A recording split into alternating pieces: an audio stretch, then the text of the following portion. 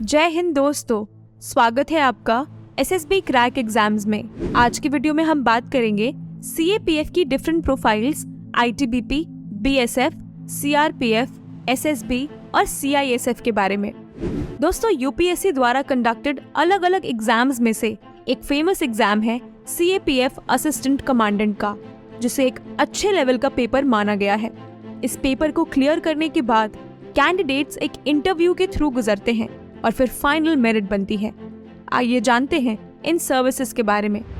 दोस्तों, सीएपीएफ का full form है सेंट्रल आर्म्ड पुलिस फोर्स। इसमें 5 फोर्सेस शामिल हैं: central reserve police force, border security force, Indo Tibetan border police, central industrial security force और सशस्त्र सीमा बल।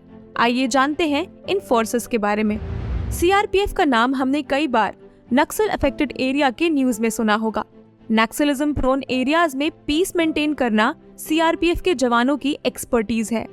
इसके अलावा ये कई काउंटर इंसर्जेंसी ऑपरेशंस में भी पार्ट लेते हैं। कश्मीर और नॉर्थ ईस्ट में भी पीस मेंटेन करने में इनका अहम रोल है।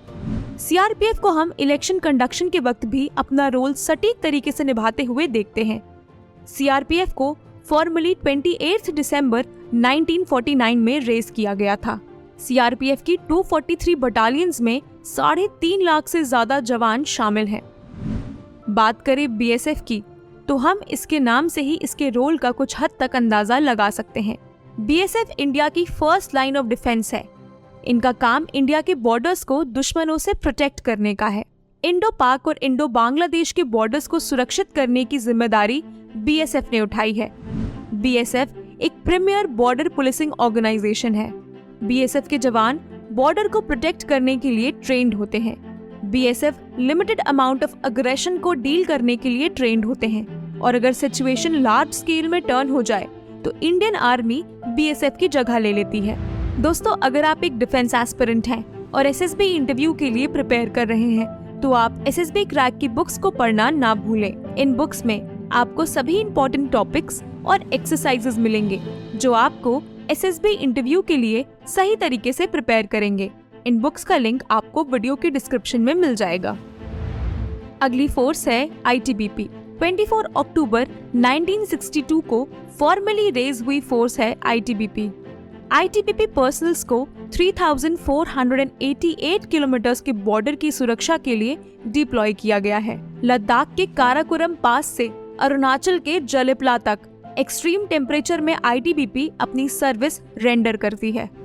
इन्हें हिमवीर भी कहते हैं। ये प्रोफेशनली ट्रेन्ड माउंटेनियर्स होते हैं जो अपने एरिया ऑफ रिस्पॉन्सिबिलिटी में किसी भी नेचुरल डिजास्टर के फर्स्ट रिस्पॉन्डर्स होते हैं। वो routinely search and rescue operations conduct करते हैं और इमरजेंसी के टाइम माउंटेनियर्स को मेडिकल असिस्टेंस भी प्रोवाइड करते हैं। बात करें सेंट्रल इंडस्ट्रियल सिक्योरिटी फोर्स की, तो इसका गठन 15 जून 1983 में हुआ था। इस फोर्स का उद्देश्य है देश के सभी क्रिटिकल इंस्टॉलेशंस को प्रोटेक्ट और सिक्योर करना। सीआईएसएफ की प्रोटेक्शन रेंज में आते हैं nuclear installations, space establishments, domestic and international airports, sea ports, atomic and hydro electric power plants, sensitive government buildings and heritage sites. इन सभी इंपॉर्टेंट इंफ्रास्ट्रक्चर को प्रोटेक्ट करने की जिम्मेदारी सीआईएसएफ की होती है। अगली फोर्स है सशस्त्र सीमा बल। इस सिक्योरिटी फोर्स को इंडिया नेपाल और इंडिया भूटान बॉर्डर को प्रोटेक्ट करने की रिस्पॉन्सिबिलिटी दी गई है। एसएसबी को lead intelligence agency of both the areas का डेजिग्नेशन भी मिला है। 1962 की वॉर के बाद इस फोर्स का गठन हुआ था ताकि ये फोर्स प्रोवाइड कर सके total security preparedness. Currently SSB Uttarakhand, UP, Bihar, West Bengal, Sikkim, Assam and Arunachal Pradesh के बॉर्डर्स पर स्प्रेड है। एसएसबी न सिर्फ बॉर्डर सिक्योरिटी कंसर्न्स बल्कि ट्रैफिकिंग और स्मगलिंग से भी डील करती है। बॉर्डरिंग कंट्री से फ्रेंडली टाइज की वजह से बॉर्डर को सील करना पॉसिबल नहीं है। इसका फायदा कई बार मिलिटेंट्स और स्मगलर्स उठाते हैं। इन प्रॉब्लम्स के अगेंस्ट एसएसबी अक्सर ऑपरेशंस रन करती है और वेरियस पार्ट्स में ग्रास रूट लेवल पर काम करती है।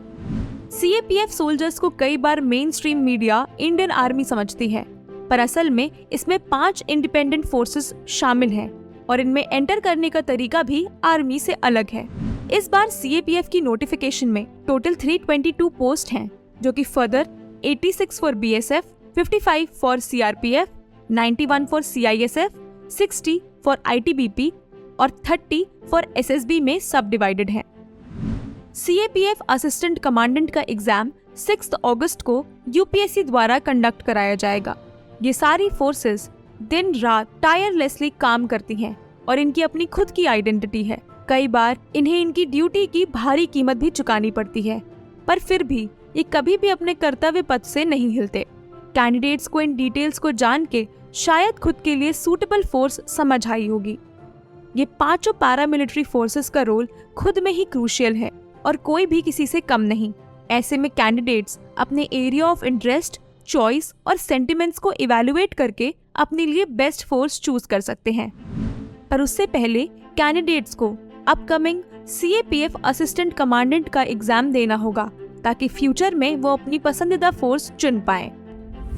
दोस्तों, अगर आपको ये वीडियो पसंद आई हो तो इसे दूसरे एस्पिरेंट्स के साथ शेयर कीजिए। साथ में सब्सक्राइब कीजिए हमारे चैनल SSB क्रैक एग्जाम्स को। मिलते हैं अगली वीडियो में। जय हिंद। अगर आप एक डिफेंस एस्पिरेंट हैं और SSB interview, NDA, CDS, FCAT जैसे एग्जाम्स के लिए प्रिपेयर कर रहे हैं तो आप SSB क्रैक एग्जाम्स के कोर्स को चेक करना ना भूलें। आप हमारी लर्निंग एप्लीकेशन को Google Play Store से भी डाउनलोड कर सकते हैं।